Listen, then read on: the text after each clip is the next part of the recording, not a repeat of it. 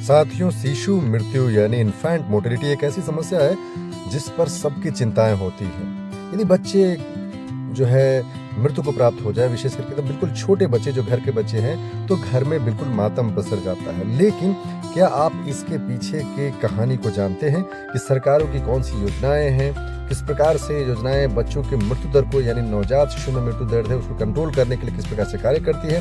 जी, हम आज इसी तरह के बहुत ही सेंसिटिव विषय पर बात करेंगे और ये विषय इतना जरूरी है कि आप खुद कंट्रीब्यूट कर सकते हैं एक आम आदमी के तौर पर। साथियों, बिल्कुल आप कंट्रीब्यूट कर सकते हैं। कैसे हम जो होने वाले जो बच्चे हैं, चाहे उनकी डिलीवरी घर में हो या हॉस्पिटल में हो, या फिर हॉस्पिटल के बाद बच्चे घर पर आ जाते हैं, तो किस प्रकार से हम उनको कंट्रोल कर सकते हैं। लेकिन उससे पहले ये जानना बहुत जरूरी है कि ये इन्फैंट मोर्टेलिटी रेट यानी नवजात शिशु की मृत्यु दर ये क्या चीज है। तो 1000 नवजात बच्चों में 1 साल के अंदर होने वाले मृत्यु को आमतौर पर हम जो है इन्फैंट मोर्टेलिटी रेट कहते हैं। ये कितना कुछ था, तो 2014 से पहले ये तकरीबन 40, धीरे धीरे घटते घटते घटते जो है अभी बहुत कंट्रोल में आ गया। 2023 की हम बात करें तो ये जो है 25 के आसपास में आ गया है। लेकिन और है कि और बच्चों के मृत्यु दर को कंट्रोल किया जाए। जी हाँ साथियों, तो चलिए हम आपको बताते हैं और लाइव आपको दिखाते हैं कि क्या चीज़ों की ज़रूरत पड़ती है, किन चीज़ों की ज़रूरतों को पूर्ण करके कैसी तैयारी करें कि हम बच्चों में जो होने वाले जो है इंस्टीट्यूट में भी यदि डिलीवरी हो रही है तो हम कैसे उनमें मुश्किलों को कंट्रोल कर सकते हैं, किस प्रकार से चीज़ों को हम लागू कर सकते हैं, हम कैसे क्या एहतियात बरत सकते हैं कि हम इन चीज़ों से निजात पा सकते हैं, यानी बच्चों की मृत्यु दर को हम कंट्रोल कर सकते हैं। साथियों, तो कुछ चीज़ें हैं जैसे अस्पताल में एक ऐसी सुविधाएं हो जो बच्चों के डिलीवरी के टाइम में आवश्यक पड़ती है, जिसमें से ऑक्सीजन अपने आप में एक महत्वपूर्ण चीज़ें हैं। हमें एक ऐसी जगह की जरूरत पड़ती है जो नीट एंड क्लीन है, स्टरलाइज्ड है, और वहाँ कुछ चीज़ें होती है बच्चों के जन्म के बाद यदि कोई कॉम्प्लिकेशन हो जाए तो उनको पुनर्जीवित करने के लिए यानी उनके रिससिटेशन के लिए। तो ये आप देख सकते हैं ये आज सिजेरियन ऑपरेशन के द्वारा डिलीवर हुआ बच्चा है।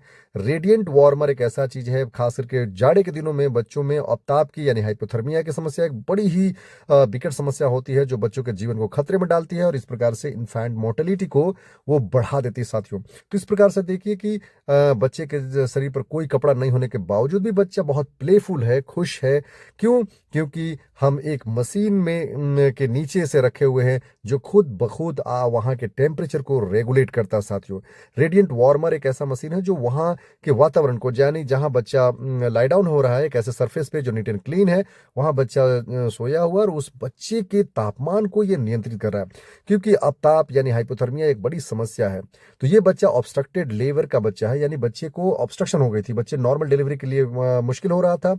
बच्चे के सिर पर आप देख रहे हैं कि जो है ये अम्बिलिकल कॉर्ड है जो जिसे हम काटने के बाद है। बच्चे का सर जो है कि शेप साइज को देखिए, ये सर सर सर देखिए, ये बच्चे का सर बड़ा हो गया है। ये कैपट बन जाता है, यानी कि बच्चे के शरीर में फ्लूइड ट्रैप हो जाता है और शेप उसका मोल्ड हो जाता है, चेंज हो जाता है। और ये कंटिन्यूअस प्रेशर के चलते होता है, यानी बर्थ पैसेज में एडुकेट यदि जगह नहीं हो, डिलीवरी के लिए मुश्किलें हो, रास्ता नैरो हो, यदि नैरो पैसेज हो तो ये सारी मुश्किलें हो जाती है। साथियों, ऐसे में बच्चा ऑब्स्ट्रक्शन में रहे, ऊपर से हाइपोथर्मिया हो जाए तो बच्चे को कई प्रकार के मुश्किल का सामना करना पड़ता है। साथियों, कई बार तो चीजें इतनी मुश्किल हो जाती है कि बच्चे की मृत्यु तक हो जाती है। तो ऐसे में छोटी छोटी बातें हैं जिनका ख्याल रख करके हम बच्चे के मृत्यु से निजात पा सकते हैं, यानी इन्फैंट मोर्टेलिटी है उसको हम रिड्यूस कर सकते हैं, कम कर सकते हैं। ये जो बच्चे का हेड के बारे में बात कर रहे थे, ये तो ऑब्स्ट्रक्टिव लेबर की समस्याएं हैं ही कि बच्चे का के मदर का जो बर्थ कैनाल है, बर्थ पैसेज है, ये बहुत नैरो है।